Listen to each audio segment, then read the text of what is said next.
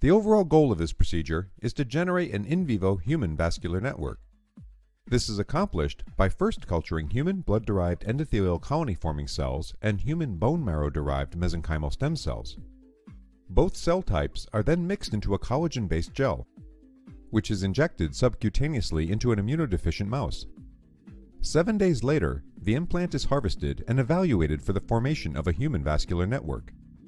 Ultimately, the presence of human-specific microvessels inside the implants can be verified through histology and immunohistochemistry. The main advantage of this technology over existing methods, like surgical implantation of construct, is that it's simple and easy to perform, and it doesn't require surgery.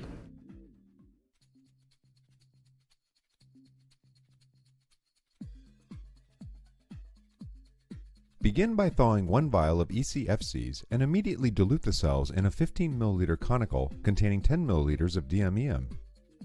Spin down the cell suspension at 1200 RPM for 5 minutes and resuspend the cell pellet in 10 ml of warm EGM2 medium.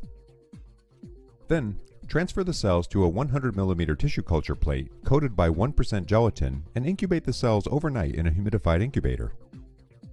The following morning, gently aspirate out the medium and any unbound cells. Then feed the bound cells with 10 ml of fresh EGM2 medium. Continue this process over the next few days until a confluent monolayer has formed.